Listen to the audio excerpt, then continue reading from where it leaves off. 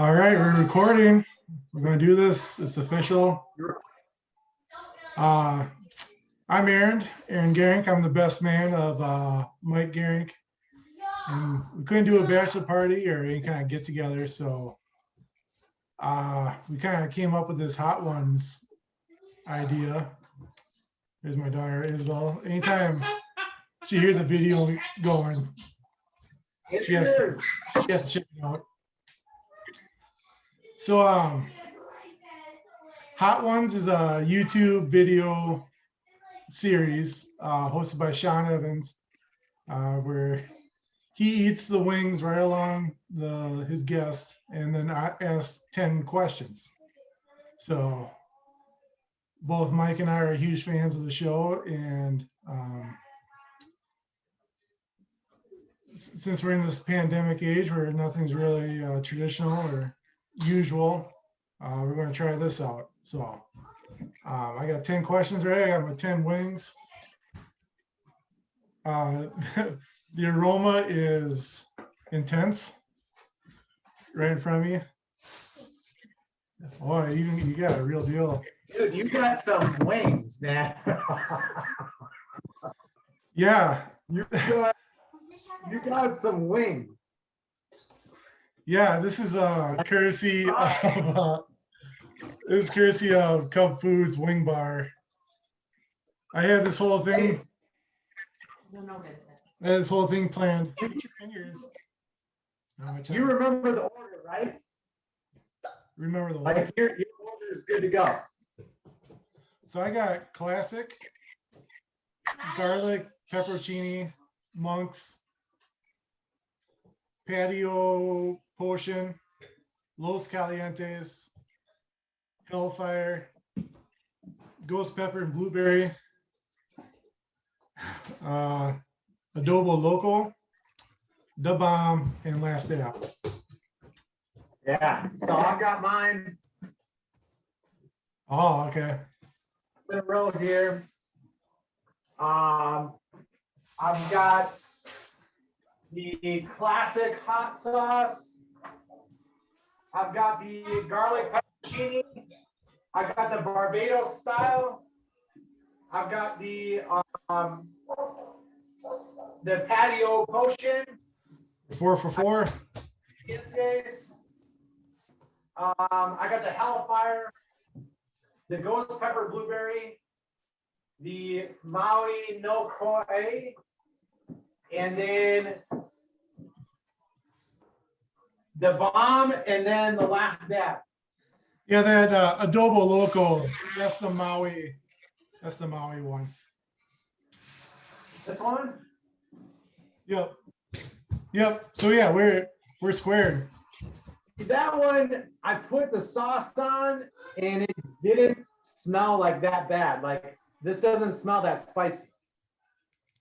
Well, it came as a Scoville. I don't have. Yeah, dang it! I don't have the Scoville of each one. Oh, I know. But I did some research. I made sure to, the intensity escalates. Right. Like the Scoville level, I was just researching this. The Scoville level is like, the top is 15 million. And that's like, you're just doing straight, like there's some pepper like straight to the dome. And the last dab's at like 2 million Scovilles or something like that. So yeah, I'm nervous. I've been watching this show for a long time. I've eaten spicy food a lot. And in Guyana, we had the Barbados style peppers, which was, I think the way we called it was the weary pepper.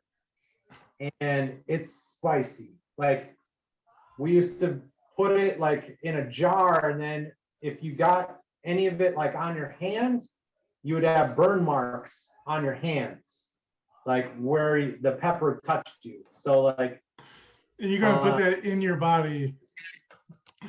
Yeah. But then over time, you get used to it and you really like it. Like you really start to develop this, kind of taste for it. My lovely assistant over here, my wife, she should make an appearance right now. Come on in here, Boo-Boo. Hi. She's the one that's prepared basically everything. She got, I sort of want to go around and just, so I've heard alcohol is good. What? Really? So we got whiskey going on. We've got the Basil Hayden over there. We've got the milk. We've got beers over there. We've got this. We've got a puke bucket. We've got literally, like I told my wife, like we might. Yeah. Sponsored. A puke bucket, and she was like, "What?" That's when it went to another level. That she was like, "Oh, all right, Boo-Boo. Honeymoon's over. Okay, we're going." She's like, "You might throw up," and I was like, "Yes, I might throw up." My strategy is not to be a hero and like try to go through the thing without drinking water.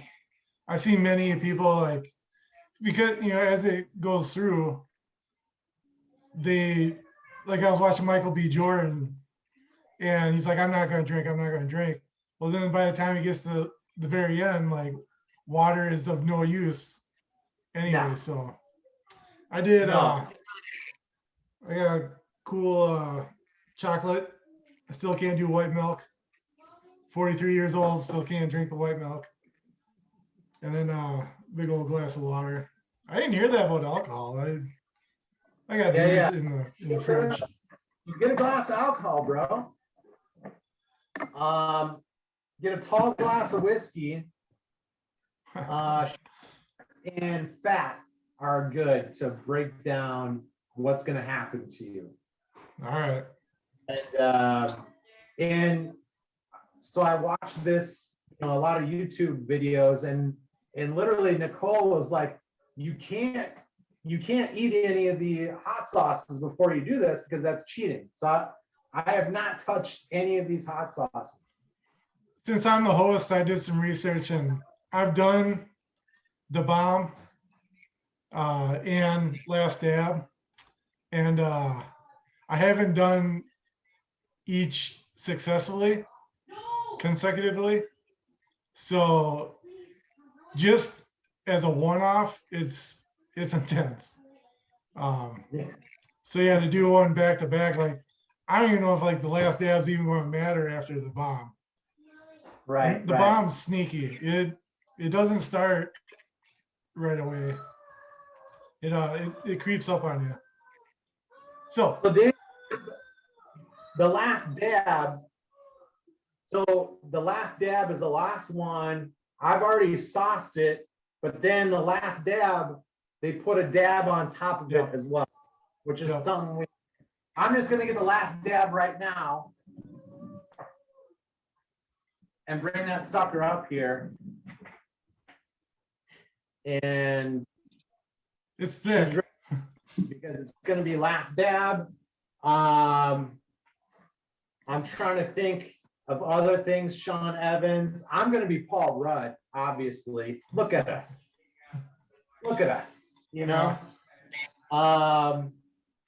Let's see. I'm trying to think of anything else here before we get going. Dude, I'm nervous. I can tell you're nervous. Tell the people out there what jersey you're representing. All right. So my brother got me this jersey. This is probably like 2007, 2008. My brother came to visit DC, and he showed up and he gave me this jersey, which is the man Teddy Yes. Geurink, which is apropos that I'm wearing this totally inappropriate fits. sombrero. Teddy Geurink was one of our best pitchers in the 80s. In 86, I think he was rookie of the year, straight out of Mexico, out of nowhere. I think he won rookie of the year and had such a good year that he was even up for the Cy Young. So Teddy Hig, Did he throw a no-hitter? he Wasn't might it have his? thrown a no in that year. I know Juan Nieves has. Yeah. All right. Also, we got to remind ourselves, which I see this all the time on Hot Ones. People start touching their face and shit, and do not do it. Whatever it touches, this is like lava. And do not touch your eyes or your face. I've got napkins and everything here. And actually, before we get going, You're gonna get into it right away. Yeah, I'm gonna have it ready to go. I was gonna do whole milk, but I went 2%, straight from 7-Eleven. All right. All right. Let's get into it. Okay. Question. I was nervous. What's that? How could you tell I was nervous? Chatty. Yeah. I'm very talkative right now. All right, we're going to get started here. Question 1. With Barry Alvarez retiring, what is your favorite Camp Randall memory or Alvarez memory? I've got one. I think it's going to be the same as yours. Oh, this is so good. This is so good because I know what your answer is. Like, dead on, best Camp Randall story of all time was the first time we ever went to Camp Randall. Right. Was 1992. Wisconsin had been shit forever. 70s, 80s, they were horrible. And I was 12, you were probably 13, 14 years old. And we went to Camp Randall, never been there before. I remember walking to the stadium and walking in and seeing the field and just being like, oh shit. And we were playing Michigan. And Wisconsin was having a great year out of nowhere with Darrell Bevel and who was the running back? Brent Moss and Fletcher, and was that was that group, I think. I think that's a little bit earlier than that. Is Brent Moss for sure, 100%. Yeah. Darrell Bevel. Anyways, going in, we're going to play Michigan. And obviously, we've never beaten Michigan in like 25 years. And also, stuff I was watching before about Alvarez, he started 1-10 and then 500. So yeah. The only reason why we got these tickets is because nobody wanted to go. So then Dad's like, all right, we'll jump on it. We'll take them from you. And then, as the story goes, you finish it up. Right. And we sat in section XX,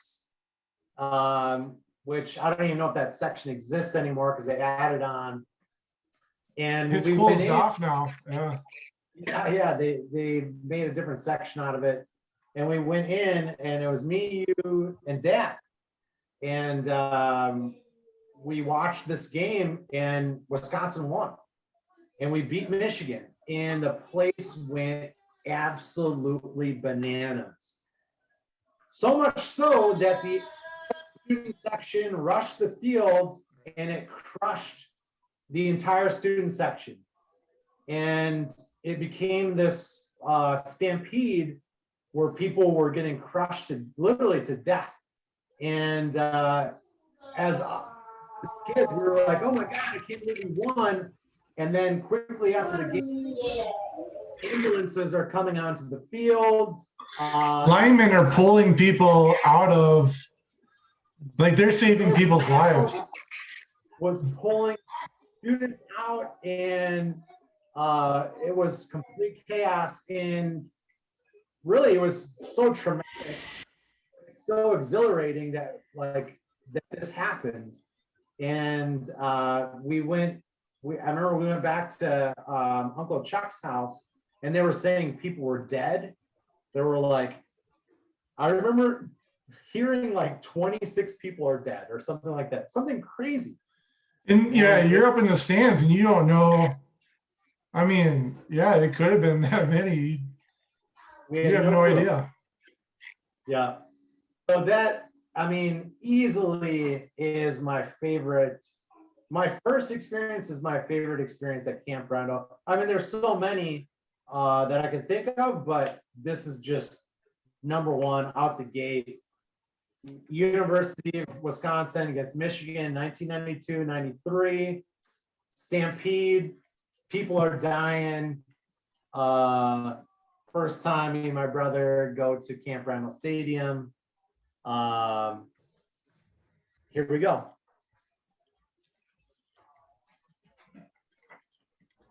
Luckily, nobody did die. Everyone. Literally no one died. They came close. Well, they're saying like there's non-breathers on the field. So you're going from like the exhilaration of, we beat a nationally ranked team.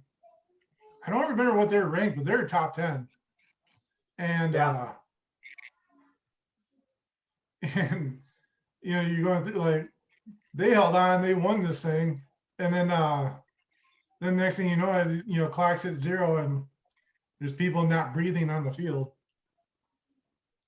I was like, is this shit happen like all the time? What is like, this is crazy. That was wild. My second favorite moment is when we went to that Michigan State game and me, you, and Colin stayed in the beer garden the first quarter. Yeah. And then that opening was still there. We come walking in with quite a buzz going. And as soon as we walk in the building, we're down on the fence and Ron Dane is like running around the corner for an 80-yard score. And like Colin's wearing his Spartans gear. And we're just going nuts, like jumping on him.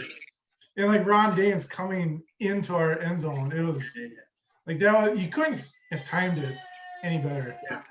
So that was number 2, but yeah, number 1 is Michigan. Yeah. Yeah, that was number 1. What is yours? Number 1 is Michigan, right? Yeah. Yeah. Thanks, Barry. That was a heck of a run. I started thinking about it with Barry Alvarez. I started thinking about it last night of Barry Alvarez retiring and the impact that he literally had on the entire state. He changed the whole program, football, and then it just snowballed from there. And I started to get a little teary-eyed that Barry Alvarez is gone, and he was just a huge force for Wisconsin. Anyways, 3 Rose Bowls, Final Four, national championship game. The women's hockey team, the run that they went on. Men's hockey team with national championship. So yeah. Women's volleyball. Yeah. On pace to take this year, number 1. Yeah, that's going on right now. All right. Question 2. Growing up, our sense of entitlement was off the charts. What is your memory of childhood looking back that we were way out of line? Meaning, like, we had no business doing some of the things, like as kids, like riding our bikes around town. Like, we pretty much thought we ran the place and we were welcome anywhere we went. Like a sense of entitlement that you had. Okay. With I or see without what- me, this could be. Because I got Right. one specific one, like looking back, Right. like, what the heck? Yeah, in our hometown, it's basically, we were on our own, like we rode our bikes from our house straight into town, and we had carte blanche to do whatever we wanted to do for like until we needed to go home. As a child, a couple of things stick out to me is just swimming in the river every single day. That we just swam in the river, and that's how I developed, I think, my allergy to the cold was swimming in a contaminated river for all of my childhood. Sense of entitlement. For me, my best friend, Mike Jessensen, his dad was the chief of police. And so I had really, driving around in my car, the entire police force knew my car because they knew Mike Jessensen was with me and they knew Mikey's car. So we were always together. So Mikey's car was never going to get pulled over because he was chief of police's son. And my car was never going to get pulled over either because they knew Mikey was with me. So I remember I'm driving through town and it was Mikey's cousin, Jason Essenson, RIP. And the cops would always sit at this one spot at the gas station. And Mikey's speedometer was broken. And so we're going through town, it was like a Tuesday. We're seniors in high school. And it was like a Tuesday. We just gone out and we were just, having beers, road tripping or whatever. And we go through town, right through Main Street. And if you've never been to our hometown, 1,500 people, literally. People knew who you were. It comes to us on it was like, and we're like, just driving around, road tripping or whatever. He goes, you were literally driving 7 miles an hour down Main Street. He goes, I could have walked past your vehicle. That's how slow you were driving. Crawling right down Main Street, going 6 to 7 miles an hour. And me and Mikey probably just having beers, just driving through. So like, we really could do whatever we want in that town. And we did. There are so many stories I cannot go on video. Yeah, you shouldn't incriminate yourself. Yeah. So this second one is that garlic peppercini. It's tasty. That's a good one. That one came out like water in the bottle. Like I went to dump it on there. I was like, oh, that one came out quick.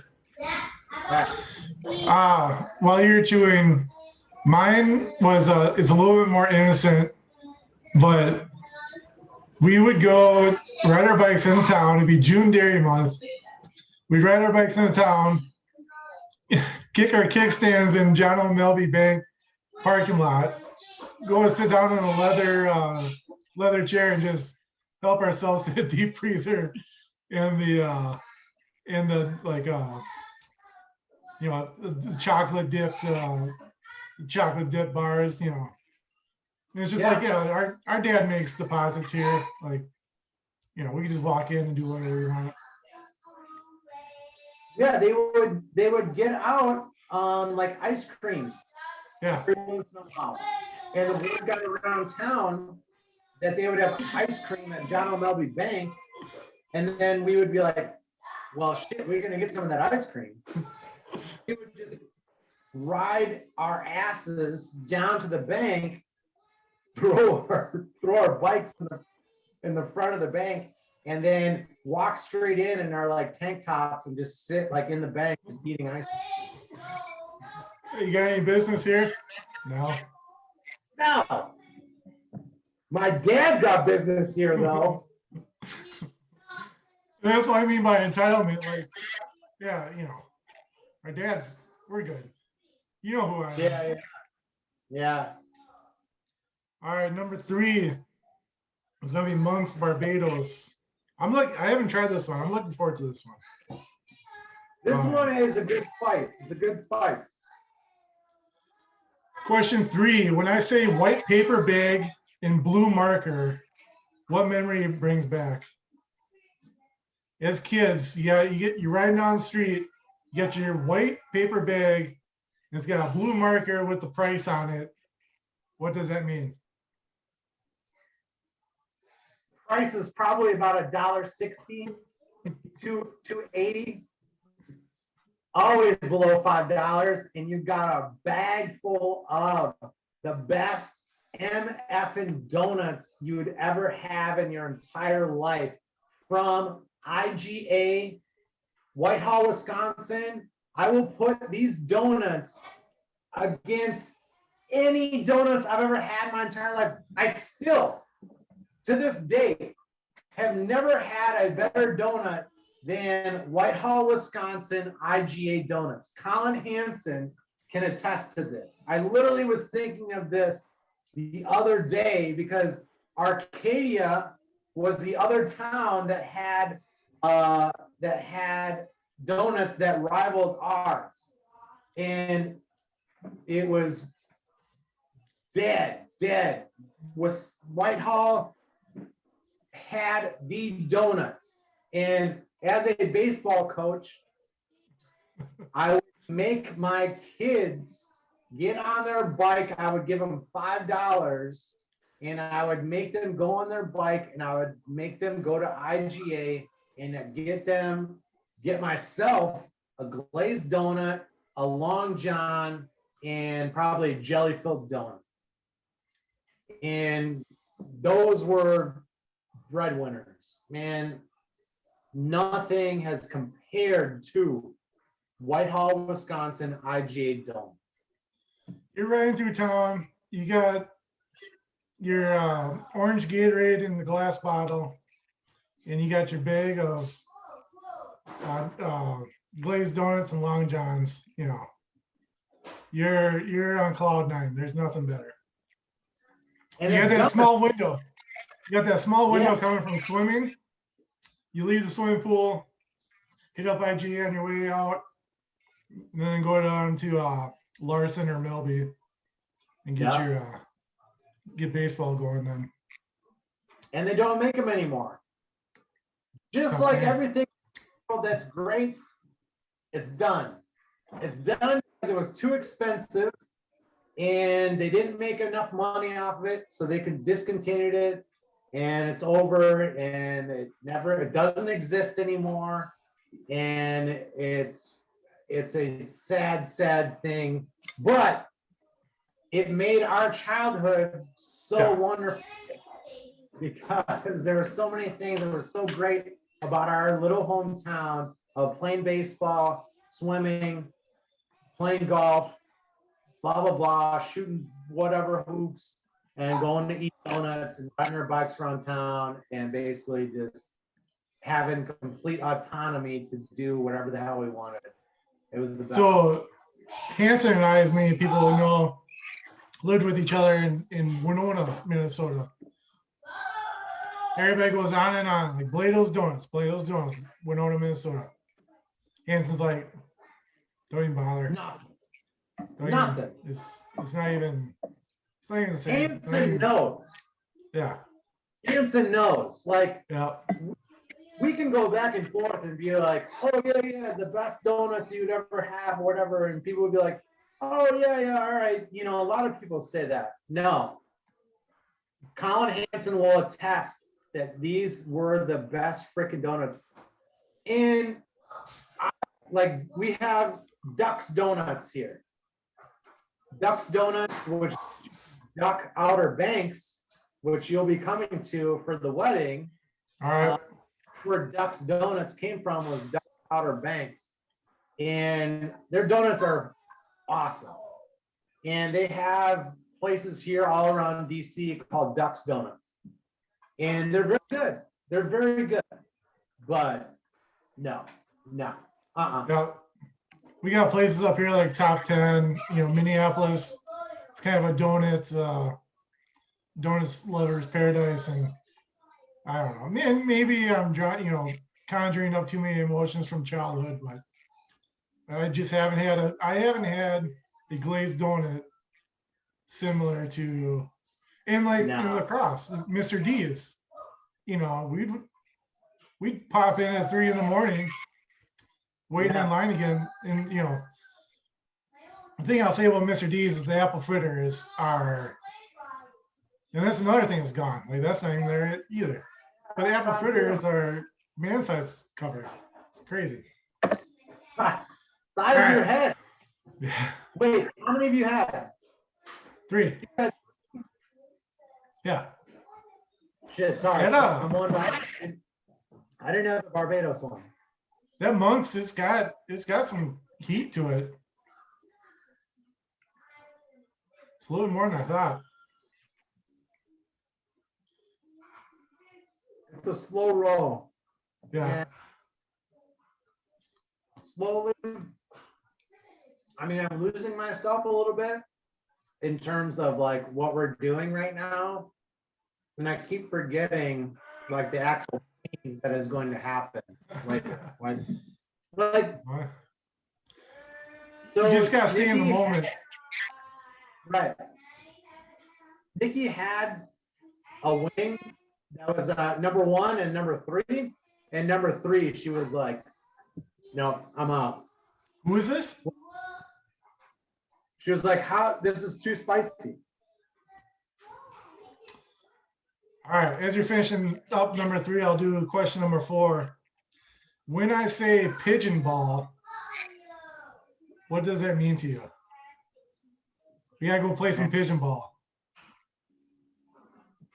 I mean, talk about another thing that's like, every once in a while, I tell people it was like growing up, where we grew up. Like growing up in Western Wisconsin, growing up in a small town of 1,500 people, and then the neighboring towns were like Pigeon Falls. Like Pigeon Falls is 375 people. And we would do things like play hide and go seek around the entire town. And Pigeon, they had a field. And within that field, we had access to turn the lights on and off. And that was through my friend Josh Borison, Josh Borison's dad, who coached the baseball team. So he said, whenever you want to go to the field, pop on the lights and you can use the field. Well, Pigeon that field was my, like my baseball. Like it was not only in Whitehall playing there, but Pigeon was like where we played. And that was like our pickup baseball, or our pickup basketball, like where people are like, oh, let's get a game of like 3-on-3. This was like, all right, we're going to play home run ball. We're going to scrimmage. We're going to blah, blah, blah. And you get all the kids in the town. And it was like kids that came from, that were below me, Andrew Handbold. And he was, 2 years younger than me, Andrew Handbold, phenom. All the way to Chris Klumstein. Chris Klumstein, who was 5 years older than us, who was playing in state championships and shit. So we'd be playing pigeon ball, doing home run derbies, chewing throwing in dips of Copenhagen. I remember I threw in a dip of Copenhagen from Jake Fry's jacket, and I puked my guts out. We're like, and I threw in a dip, and I was like, oh man, this is so good, you know, playing baseball, whatever. And I was like, I'm gonna throw in another dip. Puked my absolute guts out. I remember coming home to mom and dad's house, still throwing up, and mom was like, are you okay? And I was like, yeah, I think it's something, you know, like I probably had some bad food or whatever.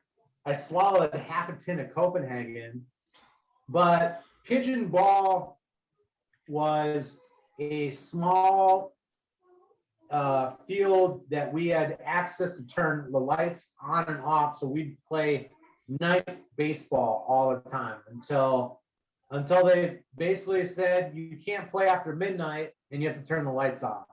And it was like, it was the scene of our childhood and like everyone's childhood in our hometown. I don't think people know like how baseball crazy we were, but like not just us, but like the neighboring towns. And like this is pre-cell phones and Facebook, and you know, how are you gonna get all these kids together at the same place, same time? But I don't know. We just you flip the lights on. Flip the lights on. You turn. Literally, it was Field of Dreams. Flip the lights on, they will come. You turn on the ballpark, they're coming, and we're gonna play. And we're gonna play home run derby. And because it's 240, it was a little league field. So if you're throwing BP and you're just launching, that was the first time I ever hit a home run. Was at Pigeon. It was a short porch. Porch, but it's the greatest feeling in the world, hitting your first home run.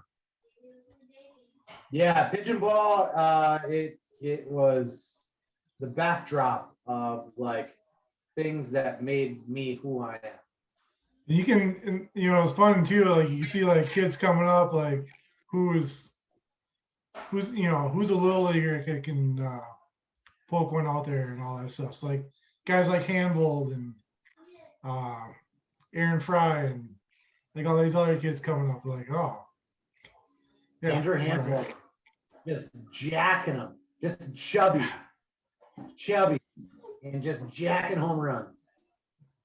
I love him. Rest in peace as well, Andrew Hanvold. Wait, right. How many have you gone through? You've gone through 3, right? I just did number 4, the habanero,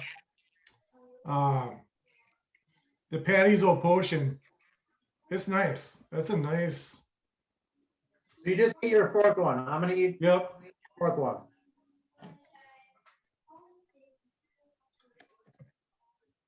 Wait, what was your favorite pigeon story? Yeah, just that, like just getting together, you know, you could play ball 8 hours a day coming home from a tournament, and somebody on the bus would be like, hey, so you got a game going on in Pigeon? Like, all right, I got nothing better to do. Let's go play for 3 more hours. We would finish playing baseball and then go and play more baseball. And not in the town that we live in. We're going to go 7 miles away, play somewhere else. That was the beauty of our hometown, was like we were baseball nuts. And it all came from the 70s, 80s baseball that was 70s, 80s, 90s baseball that was being played in Whitehall. Like 1986 baseball team in Whitehall, we had 2 Major League Baseball players. Like we had Troy Pride and we had Rick Schmidt, who were both our baseball coaches. Yeah. Like when your baseball coaches are 2 professional baseball players, like you're obviously going to go nuts for freaking baseball. Like it was a baseball bananas town in the middle of nowhere. Actually, Aaron, I've got another, this is a tangent, nothing to do with baseball, but I found out something about our hometown and the area that we live in that has to do with the glaciers and why our area is shaped the way it is. And I'll get to it at some point, but I just want to put that out there. All right. All right, we're moving on to number 5, Los Calientes. This one's Chef Gordon Ramsay approved. You really enjoyed this on his. I've had it several times myself already. It is quite nice. So this is a hot ones sauce. So question number 5, having lived on the East Coast for quite some time, are there stories that you tell your friends about growing up in the Midwest that people actually don't believe? And I've got a paragraph of things that I have mentioned to people and are like, no, there's no way. There's no way that you grew up that way.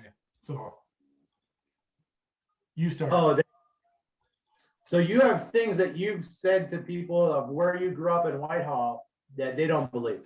Just my childhood, yeah. Shit. This is a good one.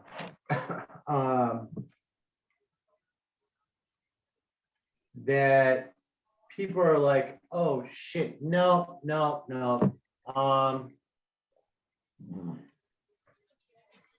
I mean, the amount of road tripping we did, like the amount of road tripping we did, of taking a case of beer and throwing it into my car, my hatchback, which had four clown wheels on it, and just driving. Like the amount of driving while drinking in the 90s was at a level that is completely uncalled for. And I'm not condoning that at all. Like horrible.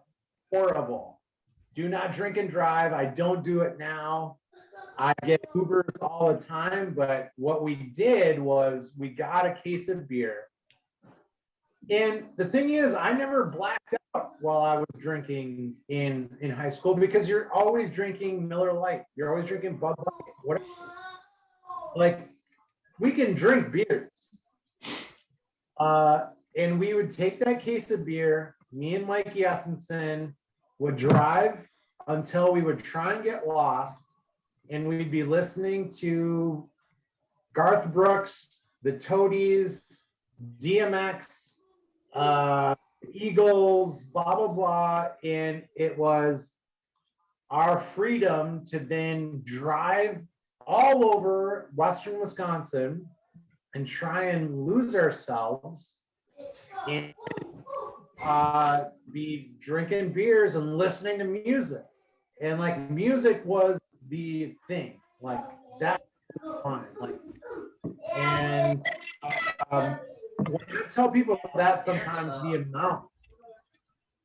the amount of road tripping we did was, people were like, oh, you were drinking and driving like the entire time? And I was like, yeah. They're like, oh, but you had a designated driver. It's like somebody that wasn't drinking, and everyone would be drinking in the back. Like, no,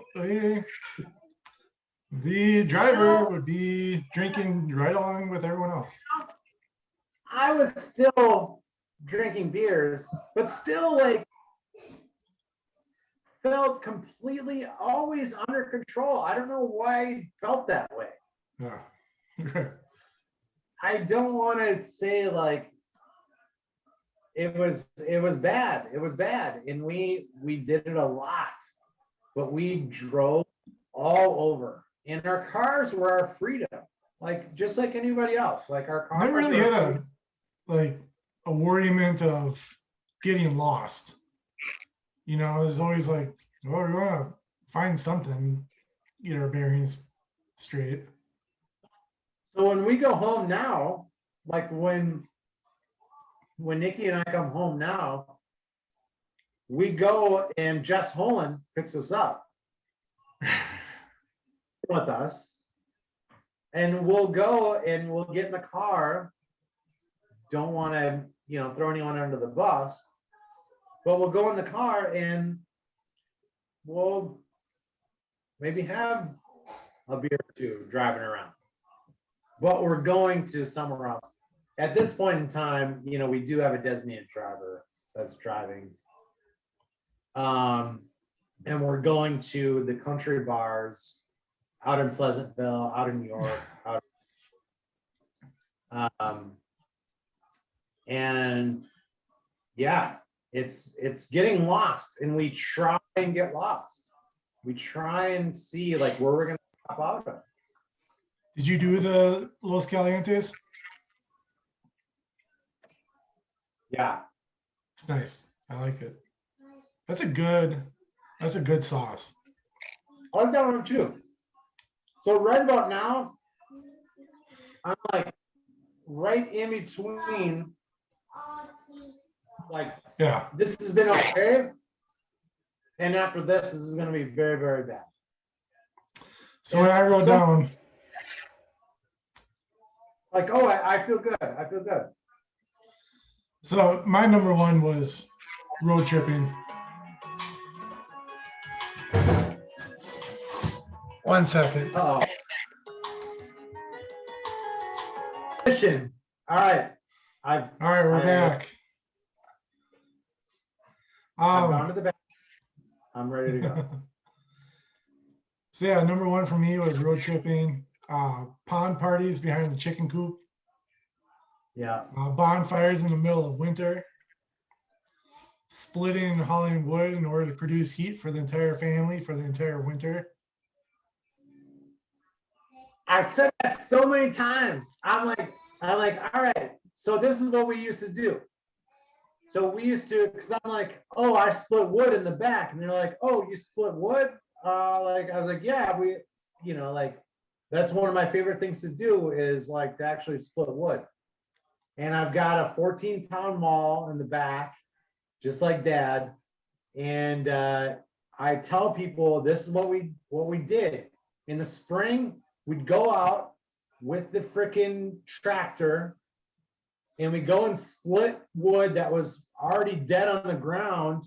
Dad would go through the chainsaw, cut it up, and then you and I would be following him behind, and then we'd be splitting it. We'd stack it out in our back 15, plus over at like Sem's or Sasalas or whatever, and then let that shit dry throughout the summer. And then during the fall, we take the tractor back out, haul it back to the house, line it up in the back of the house.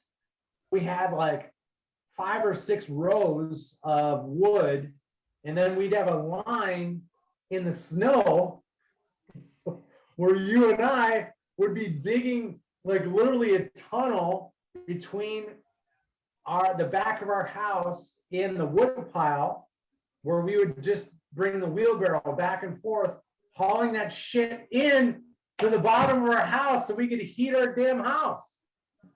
And they were like, oh, you're like, oh, you like, you didn't have electric heater? And I was like, yeah, we used to have an electric heater. But Dad didn't use it because it's not the right kind of heat. No. And every single day we'd get home and have to go into the basement and light the furnace and get the furnace going. And then we'd have the furnace going all night of the wood that we would stack in our basement, and we'd be throwing in wood all night. It was like freaking the Titanic or something. Like we're just throwing in coal in furnaces, to keep the house warm. We're the lower quarter people living below the ship that keeps everyone else in the above quarters nice and warm. we were like fourth deck of just shoveling in. And you can go in our basement. I tell this to people all the time. I'm like, you don't believe me? I'll bring you over to our house. You can look in our basement and you can see how many cords of wood each winter. 1986, 47 cords of wood. 1987, like 85 cords of wood. It was a cold winter, that's literally what we did is we threw in wood into our basement through our chute and we burned wood all winter long. And the alarm would be Saturday morning and Dad out in the woods somewhere with the chainsaw going, and that would wake us up. That was our alarm invitation. Chainsaw popping off. And actually, no, it was before that. It was the tractor lighting up. As soon as the tractor light up, you were like, oh shit, we're about to go out and we're about to have a day. All right, I can get 15 more in before he gets out. We'll follow the chainsaw noise and we'll find him. Yeah. Another one I tell is kids driving snowmobiles to school. That was never us. We didn't have that luxury. But you pull up and there'd be 15, 15 Arctic Cats and Polaris and everything on the front of the school. Driving snowmobiles to school. It was like one of the coolest things I'd ever seen. Jake Fry getting 5:15 in the morning being like, yeah, I'm going to drive 26 to drive my snowmobile to school this morning. And then they would be in our back parking lot of like 20 snowmobiles that rode into work or rode into school. Yeah. Unbelievable. That's another one that like people don't believe. Yeah. I wonder if that still happens. It's got to. Well, right? I don't, dude, global warming, bro. Yeah. We don't have snow in Wisconsin. It's tough to ride that much. In the 90s, like they still were able to ride it, all those trails. Just doesn't happen. All right, we're gonna move on to number 6. This is the Hellfire. This one's on my radar. Just the way it's named, this one got my attention. But it's only number 6 on the list. There you go. I know. So at number 6, question number 6. And this thing looks like a turkey leg. Look at that one. This is a good size You wing. sauce all of that? Oh yeah, it's saturated too. So having been around the world, what is the hottest, spiciest food you've eaten? And you've already touched on it a little bit with your was that Peace Corps? Peace Corps time with the flesh burning peppers. All right, hottest food I'd ever had prior to Peace Corps was going and visiting Colin Hansen in Thailand. And not only was it the hottest place I'd ever seen or been to in my entire life, it had the hottest food. I remember getting off the plane and stepping out into Bangkok and just being like, are you shitting me? Like, are you shitting me? This is how fucking hot it is? Like, it cannot. I thought I knew what hot was until I stepped into Thailand. And so then. Is there anything that can prepare you for that? Brings me to this village, and we have like, I don't even know what it was. It was like some noodles or something like that. And when you have never tasted spice like that before, when you're coming from Wisconsin, which the Scoville level is like 7, you know, and that's at ketchup. Like the hottest thing that you're dealing with is like ketchup with like some green peppers in it or something like that. Like that's Denver the omelet. hottest. And then you're going to, you know, top Pinot land and having like another level of hotness. That's one thing that really, really sticks out in my brain. And then not only having Colin Hansen there of like, dude, Send you up. are you, oh, you know, like big old Hansen on top of you, like, you're like, dude, this is hot. This is so hot. I'm like, you've been living here for 2 years, bro. He's like, dude, I can't take it. I can't take it. It's so hot. Like Thailand was one of the craziest. And then after that was Guyana. The spices that we had there were on another level of the wiri pepper. But they love spice. The Caribbean loves spice. So more so like anything in Africa that I'm getting close to my eye. I keep doing that. No. The places that I've lived, they don't get too spicy. Malawi, which is southeastern Africa, they're not into spice. Really, you find spices at the hottest places like in the world. And the reason for that, which I read just recently, is because those spices are fighting against insects. So the seeds that are within these spices are trying to fend off insects from eating that spice.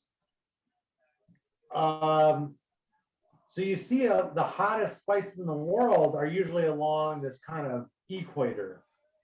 And yeah, the other places I've lived, they haven't been to that level of Asia and the Caribbean.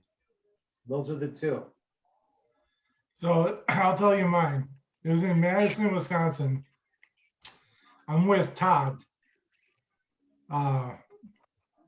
Remember Todd, the kid that lived with George and Joni? So I take Todd to a hockey game in Madison.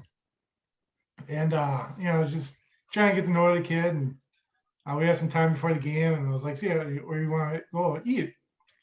And like, we're just driving around. We find this Thai place. It's like, oh, yeah, let's, you know, this would be great. So we walk in there and, you know, and this place is like the real authentic deal. And Todd and the guy are talking together in Thai. I got no idea what they're saying. And, you know, the guy goes to me and is like, you know, what number you want? I was like, you know, I'll do a 3. He's like, okay. And then he goes to Todd. He's like, you know, what number you want? He's like, I'll just do Thai hot. And I was like, what is this? So I get my 3 and like, I got a good sweat going. Todd is just going through eating his. I was like, I gotta try. Like, what's Thai hot like? He's like, no. Yeah. You're not equipped for this. Like, I see you with 3. And you can't do this. And like, I don't know if you've seen Ted Lasso. Yeah. Yeah, the Indian food scene. And I'm in there and like I take a spoonful of whatever it was. I think it was like a soup or something, you know, full. And it was insane. Like I wasn't right the rest of it. And you know, at that point it was like early 2000s, so I didn't hardly have any experience. It was like green peppers and red peppers. But I'll never forget Thai hot. Thai hot is insane. It's another level, man. Yeah. It's like, we're playing at the JUCO level, and then like high hot is like we're NBA. Like Tie hot. that's another level up. That wasn't bad. That No, wasn't too bad. no, the Hellfire. It's a little bit, the name is a little bit misleading. Right. All right, we're on to number 7. Given your Peace Corps experience and JSI experience, is there ever a time that you're just like, I can't be in this place one more minute? Like, I'm checked out. People, I can't do this anymore. But then you gut it out and it turns out way better than you expected.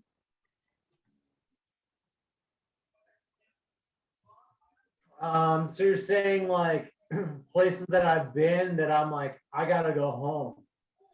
Yeah, you just And- get homesick or like, with like JSI, like these people just aren't getting on board. We can't get through. Like it's a lost cause. Let's pack it up, go home. Yeah. Anything like that? Yeah.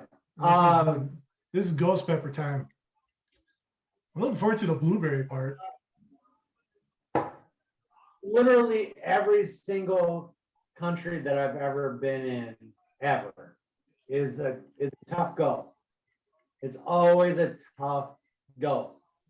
You're not there for tourism.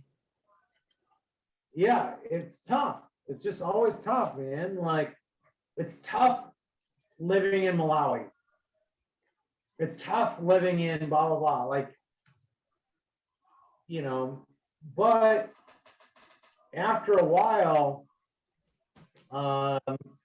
it just becomes, as soon as you become a part of the culture and a part of like the community, then all of a sudden you just feel like so good. Once that happens, it's an amazing experience. And really, my first year of Peace Corps was the worst. It was really, really bad. So bad that I was like, I'm gonna leave. Like, this isn't worth it. Really? This is horrible. This is absolutely horrible. Like, not only living at my host family's house, which I didn't like them,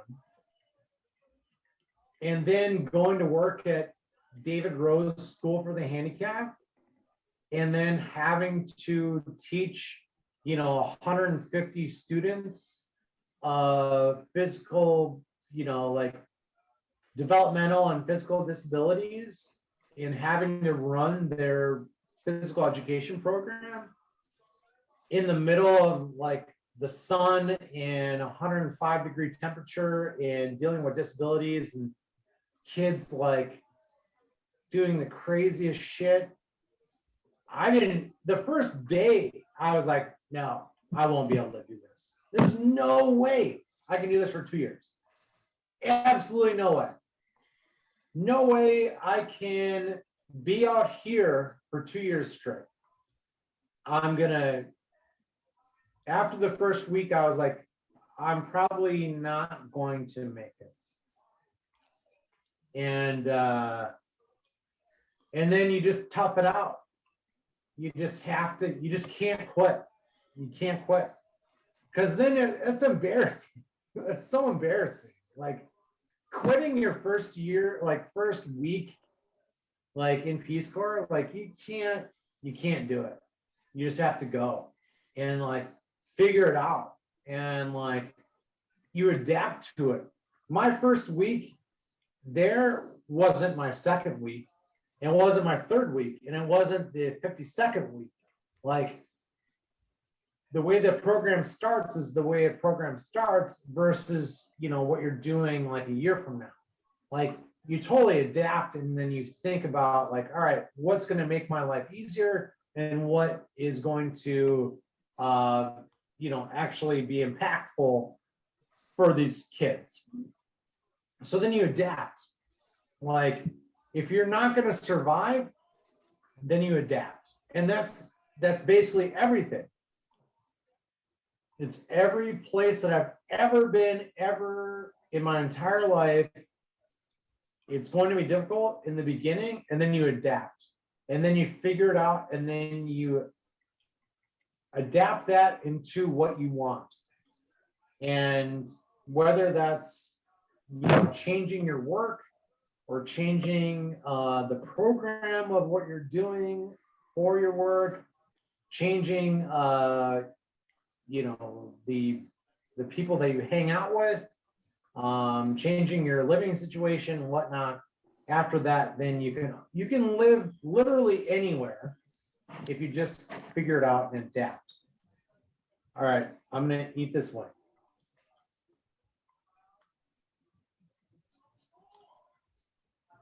I don't get a whole lot of blueberry. There's heat though. This one will come in later.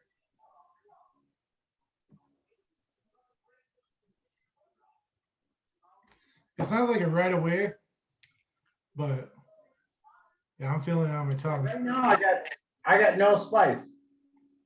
Yeah. It's a creeper. But I can feel it coming up.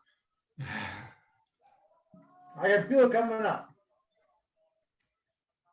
It's not quite making my throat close up.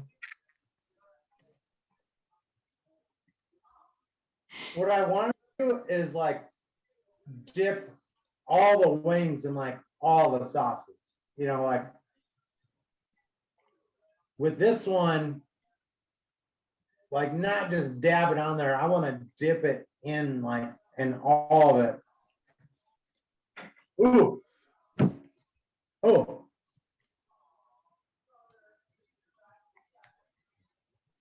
So I got question number 8. Question 8 coming up. With your, after watching Hot Ones quite a bit, and like, just eating wings quite regularly for myself, what is your technique with eating the flats? So, this piece of the wing, it's the 2 bone, you got your flat piece, which is obviously flatter one, then you got this is the actual wing. This is what an actual wing is. Like this flat, I've got my own technique, and it cleans the bone right away. So I just take my, index, thumb, just put it in, slide it out, and it cleans everything out. It's a little bit tough. I've come to find out as wings cool down, it's a lot tougher to to slide them out. But then you get other people that you see like they're just like nibbling. Bree, she'll like nibble around. She'll leave all the stuff in the middle, just nibble on the sides. But me, Greg Fedor, we'll just slide in, pull it out, done. So I heard this from It's pretty good for a cold one. who was our fat running back in on the Packers?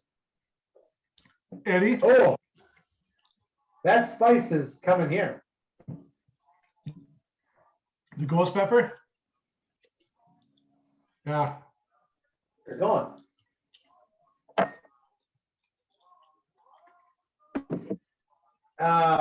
You talking about Eddie Lacy? Eddie Lacy, he had his way to eat wings. So, backstory: my brother and I both worked at a freaking chicken factory, Golden Plum, back in '99. Back in '99, I think you and I both worked at a chicken factory. That was the other thing I tell people of what I did, and they don't believe it. Like, oh, I worked night shift at a chicken factory, and they're like, what? Like, Hey, yeah. That was actually a really good job. You're sitting in a refrigerator for 8 hours a day, The worst part is getting through the parking lot.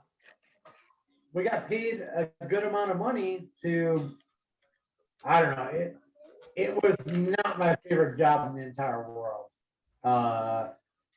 But anyways, long story short, we've both worked with chicken for a long time. And oh God, I'm not looking forward to this one. There's no And this is what you do with that wing. You break that shit up. You pop that. So then you twist it up. So then it's breaking the cartilage, breaking the bone, and then you suck that sucker down. I'm the same way as you, bro. Like I'm sucking. I'm not nibbling on that wing. No. Like I'm shoving that sucker in my mouth and I'm sucking that whole thing out.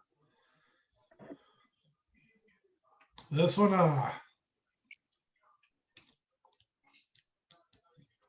you feel in the back of the throat. I'm good now. I'm good now. Yeah, just hang on. Hold on.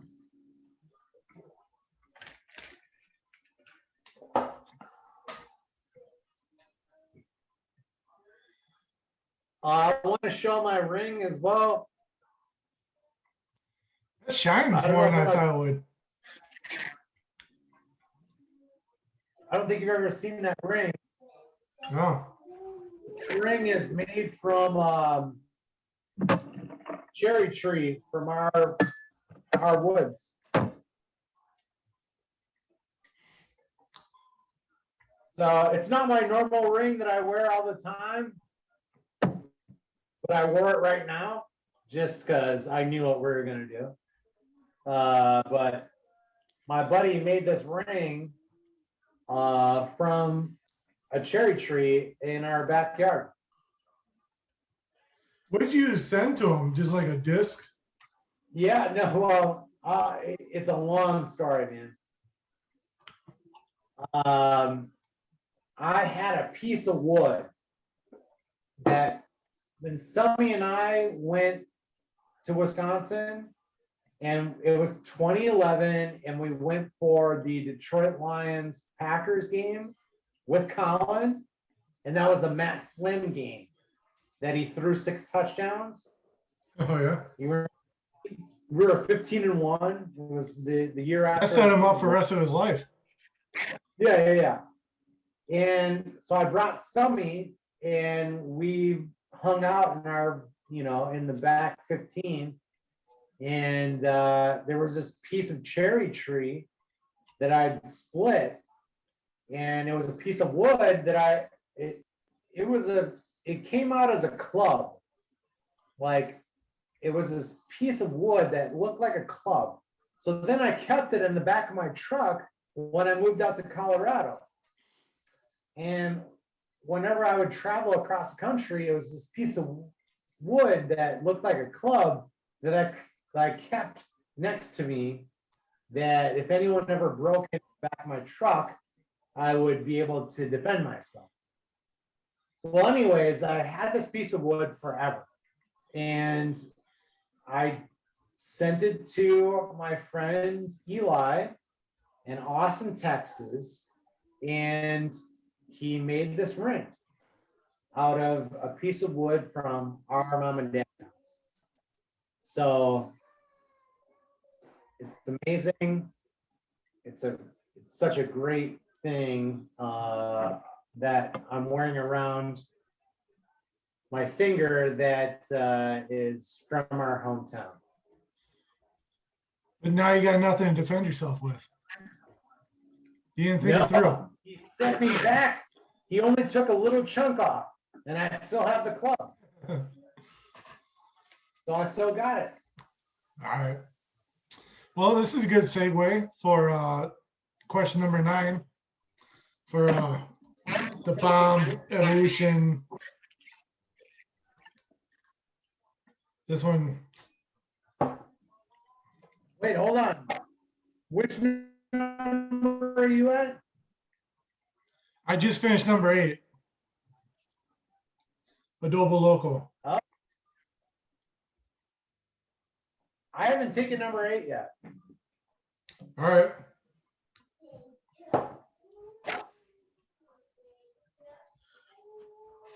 Man, DC, you guys got those skinny wings.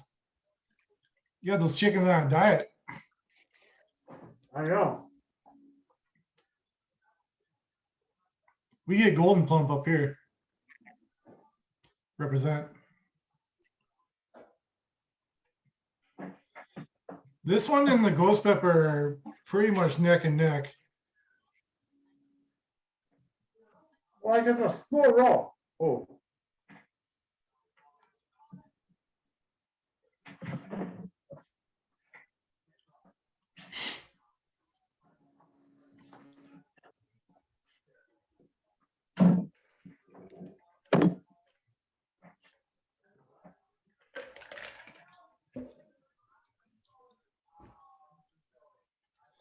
This is Trinidad. Oh, I've been. Oh.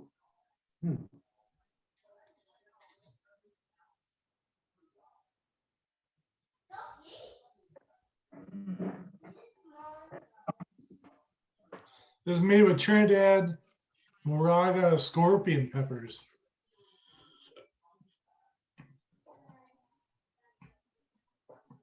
All right, it's hot.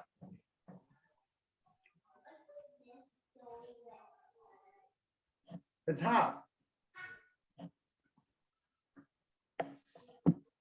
All right.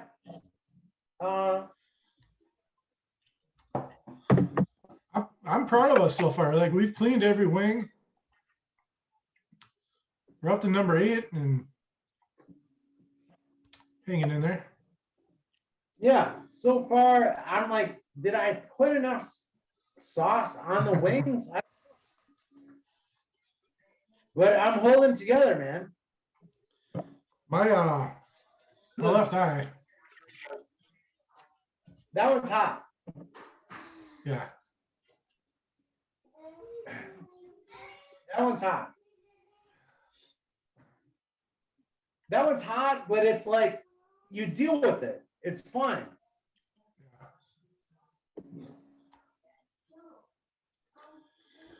I don't know how like Sean Evans does this. I mean, how many he's got hundreds of episodes in. But I've heard him say, you know, it goes in waves. Like he'll do like the same sauces over and over.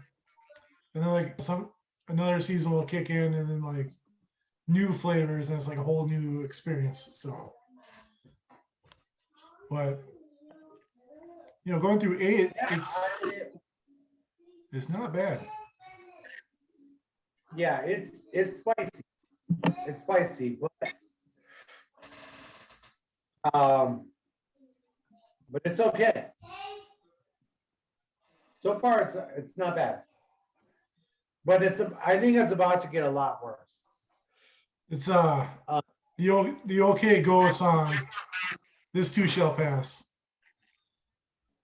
Do you want to take a little break before these last two? And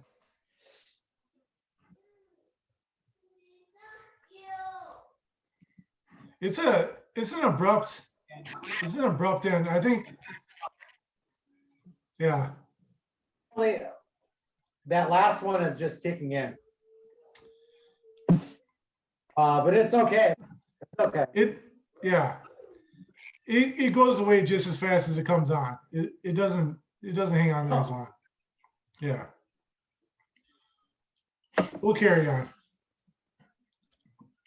Question number 9. All right. Getting married in the middle of a pandemic. Good idea or not?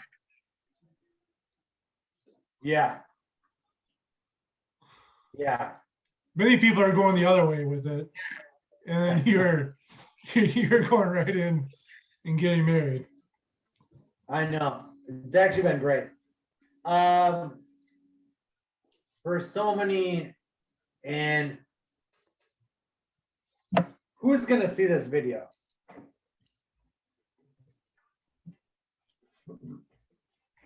So if the people that are gonna be at our wedding right now Oh, are his video. Which his video is way too long.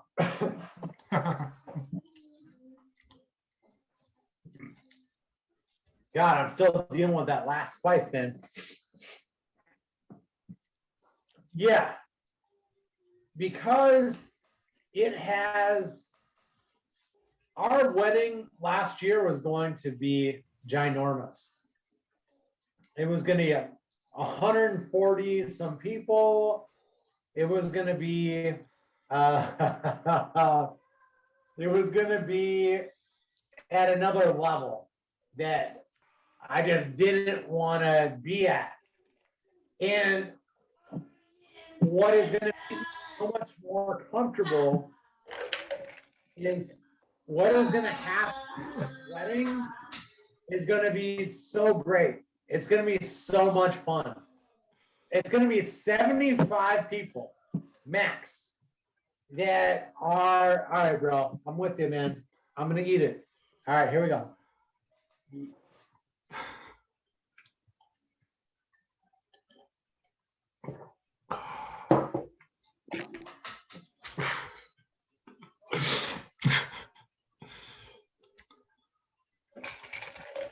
Oh, it's just good.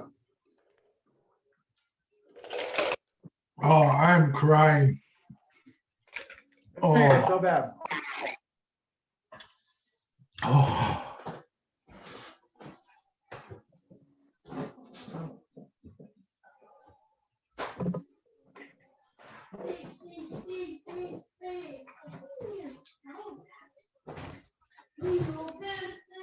Oh my God.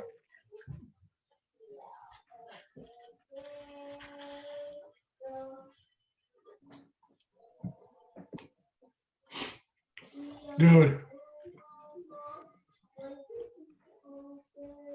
That's a ring of fire. Can you get any more? Oh.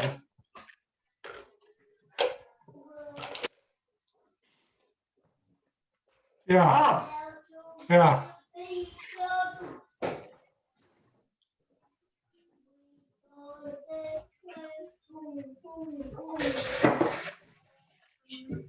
You put ice in that too, please? Okay. Dude, it's the bomb. I've only gone through the neck. This is going to last me 10 years.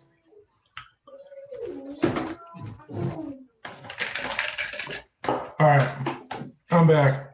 Oh my God.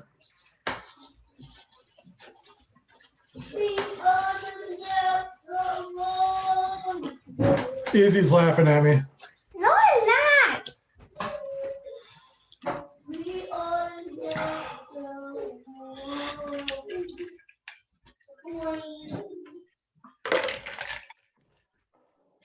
oh, So I'll carry on. Like, we were so pumped. First off, like, my favorite part was having a 7-year-old. Maybe she was 6 at the time. We're all home, and you and Nikki, you brought Nikki back to her parents. And so then Izzy's with us. We're all at the dinner table. You know, the elephant's in the room, like, is Mike going to propose to her? Like, what are the plans here? Are they ever going to get married? And Izzy would ask us, like, you know, Uncle Mike and Aunt Nikki, like, they married? Like, no, not yet. Nothing's happened. And then we were all, I think it was all home for Christmas. And she, like, Izzy just, as she does, just blurts it out, like, so Uncle Mike, you marrying Aunt Nikki? I remember Bree and I were like, oh no, like, you can't ask that. Like, so what? So what's the answer? Like, what's going on? And I think you guys came on and said, like, yeah, you know, we've been talking about it, we're thinking about it. So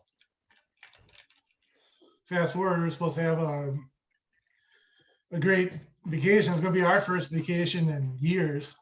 And my first airplane And flight. Izzy's first airplane flight out to the ocean. And, you know, world stops, and here we are. But we're beyond excited about this coming summer. In a way, it's kind of a blessing. Like, you know, maybe we'll cherish it and enjoy it a little bit more. But yeah, we're just so looking forward. We're just so happy for you guys. So it's not just tears of hot sauce. Oh man, I'm glad I'm doing. Oh God, that's It's over there. uncomfortable. Another paper towel. My tears are hot too. It's anxiety, man.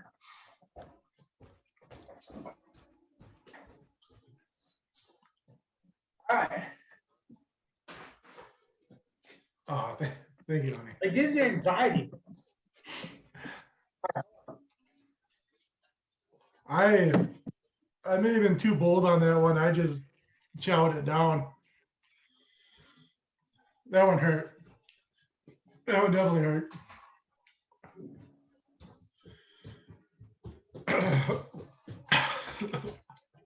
That hurt. That hurt a lot. I'm bringing this next time I see Fedor, Greg and Jeff. Like, these guys are going to do this one. Can I go to the bathroom real quick? Yeah, we'll pause. I gotta pee. I can't even hear him. All right, Vince want to make an appearance. Look at No. Now he's under the table. Now anyway. Oh, man. We're back recording. Come back.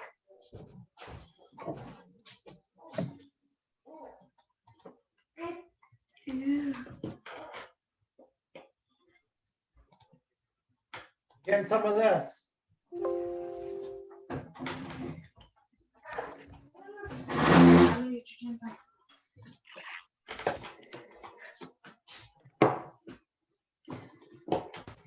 Oh,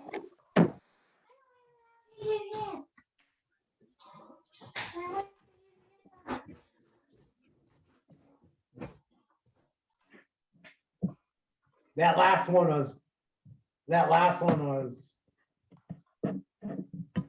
was something. I never had tears like that coming down. I turned them off. That one hit me harder than any times before. And that's why I was wondering, you know, going through these,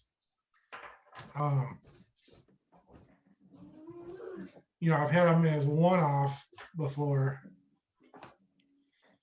But I'm surprised it went away as fast as it did. Right. Shit. All right. All right. Let's wrap it up. The last question. Last question, question number 10. In honor of our love for Hot Ones, what was your favorite guest or episode of the show?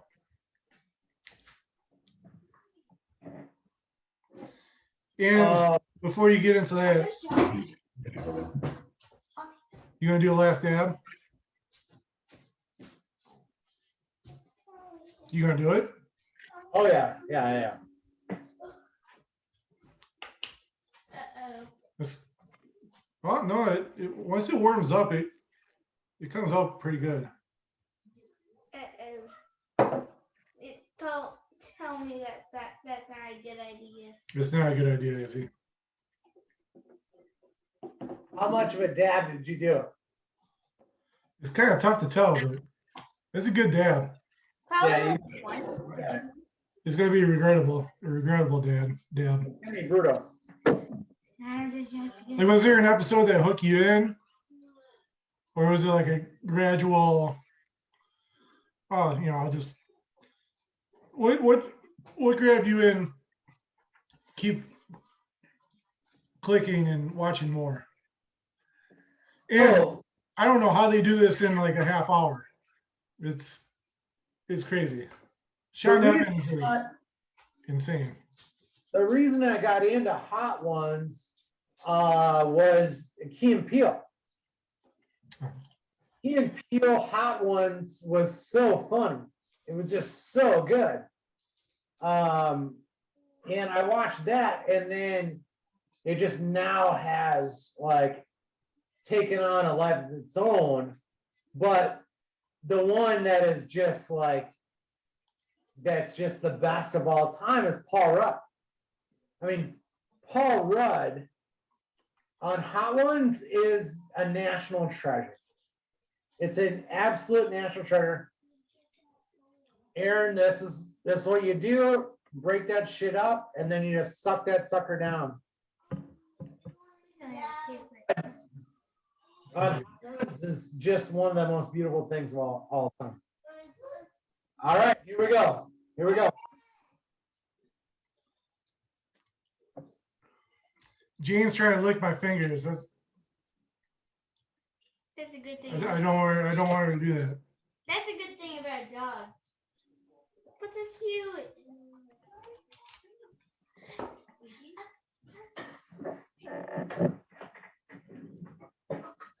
Wait, where's Aunt Nikki? So the bomb, like it's an immediate gut punch. You feel that right away. This one, you know, it's got legs. It's coming along. Like I don't feel anything yet. Yeah. I'm starting to now.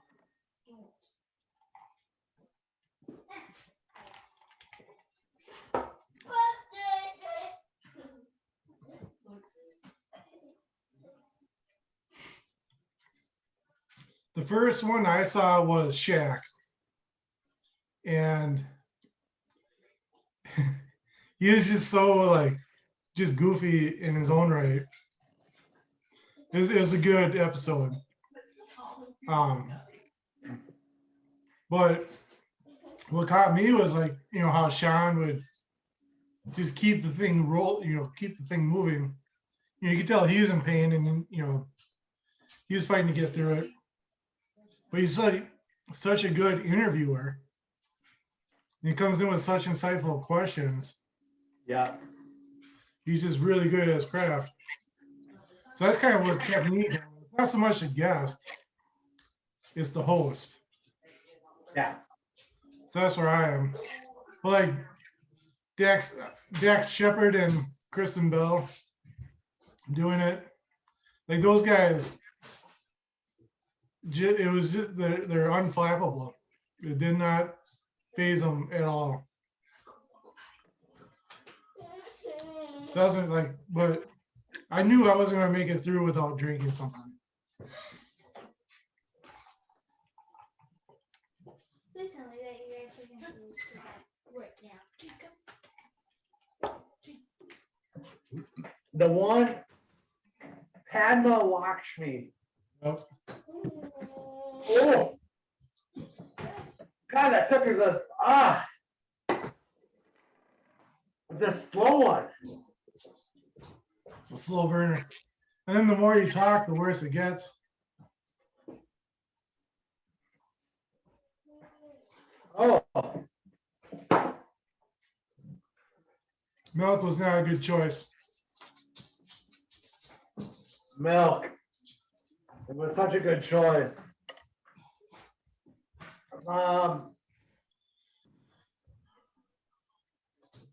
Yeah. Padma Lakshmi was really, really good.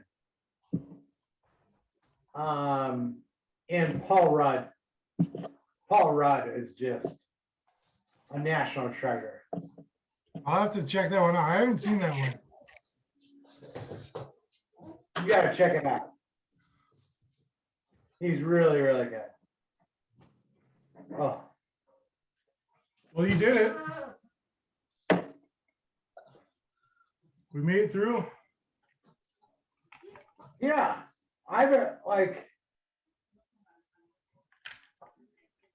I don't know. I have a feeling like I could keep going. Like I could do another, like, go to another like 4 or 5 levels. Really? I wouldn't get it all. Like the last 2. The 2, they've been okay. They've been enjoyable. But not like, not at what I thought, like it's tolerable. Oh. I can still hack it. I can hack it.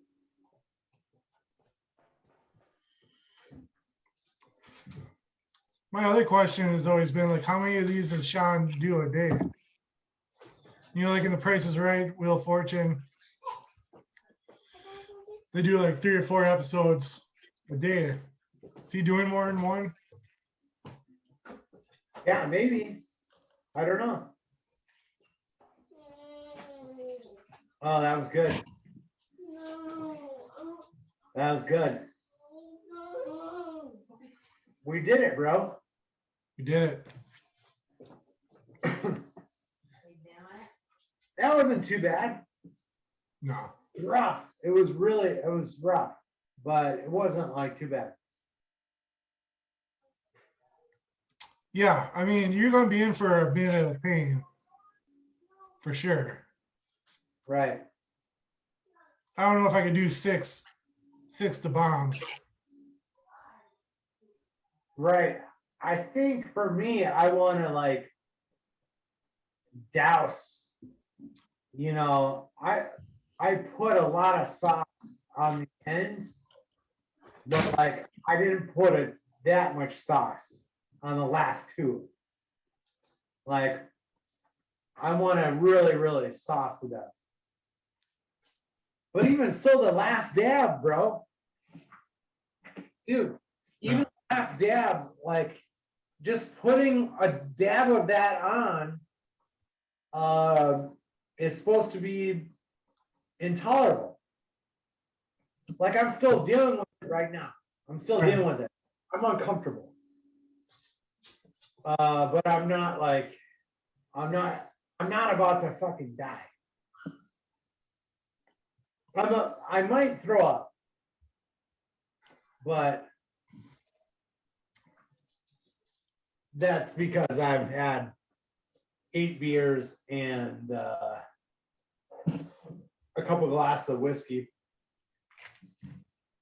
All right, well, so we did it. So what do you want to, how do you want to top this off? What do you got to plug? You got anything to promote? You going out on tour? What I got to promote, I got a camera here, here. I've got a wedding this summer. It's at the Black Stallion, July 30th. Everyone should be there. It's going to be a great time. We're going to have a Christmas party. We're going to have a DJ. We're going to have events Wednesday, Thursday, Friday, Saturday, and then everybody goes home Sunday. We are going to have 55 people staying in one house at the Black Stallion, and it's going to be epic. Little Izzers is going to be there, and it's going to be a great time. It got postponed a year, and now we're a year on. And let's get our beach bods going, and get your cutoffs. Cut off the sleeves of all your shirts, and let's go. Get a sombrero, and we're gonna get in the pool. That's what we're gonna do. This is what we do at Outer Banks. We get numbers, we have beers, and we cut our sleeves off, and we make tank tops, and we have a good time. That's all I got going on. And that's about it. That's all we're planning for right now. Well, I'm proud of you. I'm proud of us. We did, like, we finally pulled it off. Few scheduling snafus but we didn't fear the Reaper pepper, the ghost pepper. We did it. Yeah, now I feel pretty good now. I feel good. Bucket list checked. Check that shit off. I want to go hotter. I want to go hotter, bro. All right. I want to go from this level on. I want to go from 7 to up. Let's see what else they got out there. Yeah. And we didn't tap out. No one tapped out. No. And that's why I tested those two earlier, the bomb and last dab. And like the first time I tried it, I was like, oh man, I don't know. But then like you just focus on like, all right, this is gonna hurt for a while.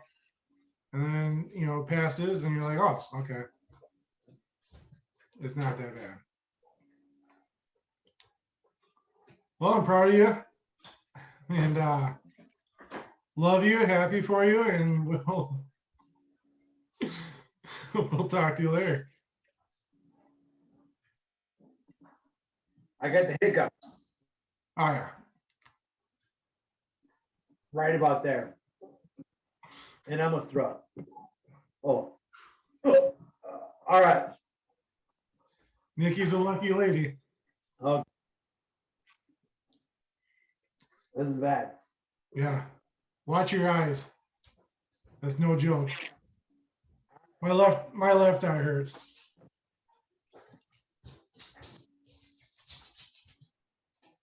All right, brother, you about to sign off? Yeah. All right.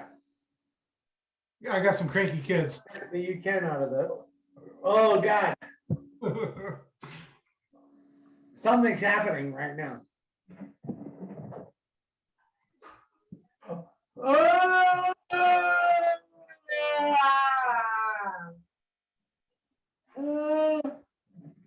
That help? What happened? Yes, the glasses are foggy. Something's coming back up. All right. All right. See you, breathe. I'm gonna throw up, I think. Okay. It doesn't count if you throw up. We gotta do it all over. Oh, yeah. Yeah. I'm not gonna throw up. I'm gonna All get. right. All right. I love you, man. Love you. Good night. Love you, Izzy. Izzers. I love you. Love you. Oh. Vincent. All right. I love you too, brother.